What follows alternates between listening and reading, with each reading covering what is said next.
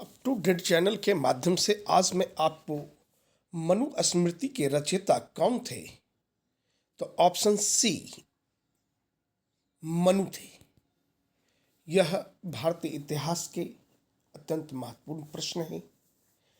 यदि आप किसी प्रतियोगिता परीक्षा की तैयारी कर रहे हैं या क्लासिकल परीक्षा की तैयारी कर रहे हैं तो आप निश्चित रूप से यह इतिहास के महत्वपूर्ण प्रश्नों को याद कर लें।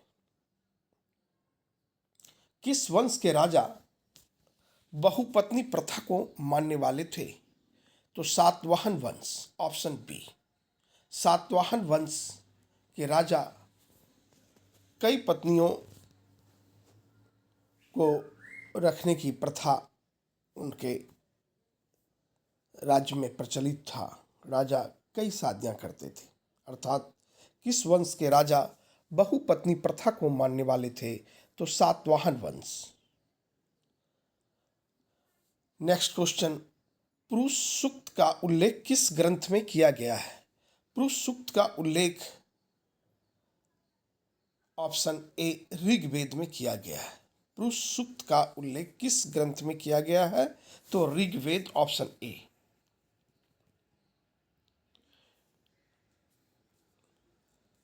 नेक्स्ट क्वेश्चन, आश्रम व्यवस्था में कितने प्रकार के आश्रमों का उल्लेख है? तो आश्रम व्यवस्था में दो प्रकार के आश्रमों का उल्लेख है। यहाँ आश्रम व्यवस्था है। आश्रम व्यवस्था में कितने प्रकार के आश्रमों का उल्लेख है? तो ऑप्शन बी होंगे 4, ना कि 2। आश्रम व्यवस्था में कितने प्रकार के आश्रमों का? तो आश्रम जो होते हैं वह 4 होते हैं। बाल्यावस्था, युवावस्था, वयस्कावस्था और अंत में वृद्धावस्था, जो कि आप वानप्रस्थ अवस्था कहा जाता है। आश्रम व्यवस्था में कितने प्रकार के आश्रमों का उल्लेख है? तो 4, ऑप्शन बी। अश्वमेध यज्ञ का आयोजन क्यों किया जाता है? शाही संप्रभुता के लिए अश्वमेध यज्ञ का आयोजन किया जाता है। अश्वमेध यज्ञ का आयोजन होने पर यह पता चलता है कि आपकी संप्रभुता, आपकी शक्ति कहाँ तक है, आप कितने क्षेत्रों पे आपकी बादशाहत है या शासन है। तो ऑप्शन ए इसके होंगे शाही संप्रभुता के लिए। कुरुक्षेत्र का युद्ध किसने जीता? कुरुक्षेत्र का युद्ध पांडव ने जीता। गंगा पुत्र भीष्म किसे कहा जाता था? अर्थात गंगा पुत्र किसे कहा जाता था? तो ऑप्शन सी भीष्म को गंगा पुत्र भीष्म कहलाए। गंगा पुत्र किसे कहा जाता है? तो ऑप्शन सी भीष्म को। नेक्स्ट क्वेश्चन, महाभारत युद्ध कितने दिनों तक चला? यह भारत के उन युद्धों में से एक युद्ध है जो कि धर्म युद्ध के नाम से जाना जाता है। महाभारत युद्ध कितने दिनों तक चले? तो ऑप्शन डी 18 दिन तक। महाभारत की रचना किस भाषा में हुई? महाभारत की रचना संस्कृत में हुआ, ऑप्शन ए। महाभारत किसने लिखा? ऑप्शन डी महर्षि व्यास जी ने महाभारत को लिखा। जाति का लक्षण नहीं है, ऑप्शन सी साम्या। साम्या जाति का लक्षण नहीं है। नेक्स्ट क्वेश्चन, भवन शब्द का प्रयोग अपने मूल शब्द में भारतीय यूनानियों के लिए किया जाता था, किंतु प्रथम सदी ईस्वी के आसपास इस शब्द का प्रयोग बिना किसी भेदभाव का किया जाने लगा। ऑप्शन डी विदेशियों के लिए। पुनः यह प्रश्न को सुने। भवन शब्द का प्रयोग अपने मूल शब्द में भारतीय यूनानियों के लिए किया जाता था, भवन शब्द का, किंतु प्रथम सदी ईस्वी के आसपास इस शब्द का प्रयोग बिना किसी भेदभाव के किया जाने लगा विदेशियों के लिए। ऑप्शन डी इसके आंसर है। यह अत्यंत महत्वपूर्ण सभी प्रश्न हैं। आप ढंग से यह सभी प्रश्नों को कॉपी में नोट कर लें, उनके उत्तर नोट कर लें, उन्हें याद कर लें, ताकि परीक्षा में प्रतियोगिता परीक्षा में आप जब बैठे तो यहाँ से बनने वाले प्रश्नों को बखूबी लिख सके। हमारे चैनल पे भिन्न भिन्न कंपटीशनों से संबंधित अध्ययन अध्यापन के लिए कई बेस्ट सामग्री दी गई है, जिन्हें आप निश्चित रूप से देख लें। यदि आप हमारे चैनल पर नए हैं तो सब्सक्राइब कर लें, बेल बटन दबावें और अधिक से अधिक शेयर करें, ताकि उन अभ्यर्थियों को लाभ मिल सके जो प्रतियोगिता परीक्षा की तैयारी कर रहे हैं। आगे देखें, किस काल में वर्ण व्यवस्था वंशानुगत जाति में परिवर्तित हो गई? ऑप्शन ए उत्तर वैदिक काल। उत्तर वैदिक काल में आप देखेंगे कि वर्ण व्यवस्था जो है, जो 4 वर्ण थे, वो 4 वर्ण जाति में कन्वर्ट होने लगे। तो उत्तर वैदिक काल में यह घटना घटित हुई। Option A. नेक्स्ट क्वेश्चन, गोत्र किसका सूचक था?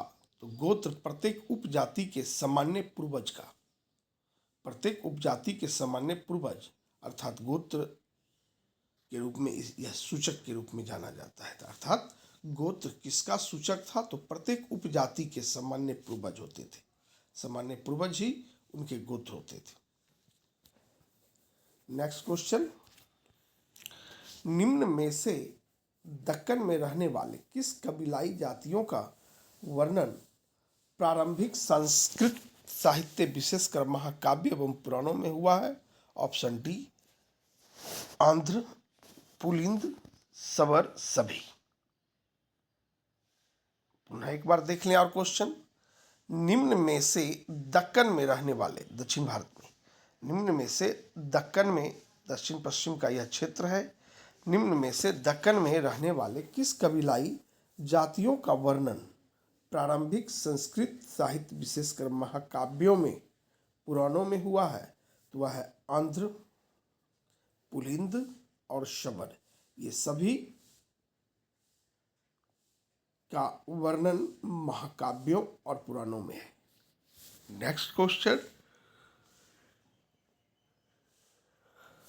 वर्णालंकार की संकल्पना सबसे पहली बार मिलती है स्मृतियों में? ऑप्शन डी वर्णालंकार की संकल्पना सबसे पहली बार अगर कहीं मिलता है तो वह है स्मृतियों में। Option D. नेक्स्ट क्वेश्चन और लास्ट क्वेश्चन, महाभारत का समालोचनात्मक संस्करण कितने वर्षों में तैयार हुआ? तो 37 वर्षों में। ऑप्शन ए आप देख रहे हैं, महाभारत का समालोचनात्मक संस्करण 37 वर्षों में बनकर तैयार हुआ। पुनः एक बार सरसरी नज़र से आप देख लें, ताकि यहाँ से बनने वाले प्रश्नों को आप प्रश्न पत्र में देखते ही बना ले।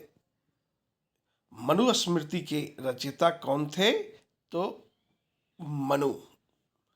Option C. किस वंश के राजा बहुपत्नी प्रथा को मानने वाले थे? ऑप्शन बी सातवाहन वंश। पुरुष सूक्त का उल्लेख किस ग्रंथ में किया गया है? ऑप्शन ए ऋग्वेद में। आश्रम व्यवस्था में कितने प्रकार के आश्रमों का उल्लेख है? ऑप्शन बी 4 प्रकार।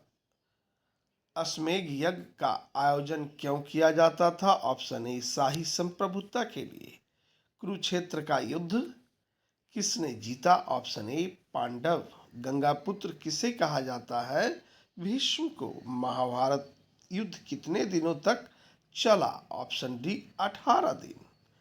महाभारत की रचना किस भाषा में हुई? Option A Sanskrit. महाभारत किसने लिखा? तो ऑप्शन डी महर्षि वेदव्यास ने। जाति का लक्षण नहीं है साम्य। Option C. भवन शब्द का प्रयोग अपने मूल शब्दों में भारतीय यूनानियों के लिए किया जाता था, किंतु प्रथम सदी ईस्वी के आसपास इस शब्द का प्रयोग बिना किसी भेदभाव के किया जाने लगा। ऑप्शन डी विदेशियों के लिए। किस काल में वर्ण व्यवस्था वंशानुगत जाति में परिवर्तित हो गई? उत्तर वैदिक काल में। गोत्र किसका सूचक है? यथा प्रत्येक उपजाति के सामान्य पूर्वज के।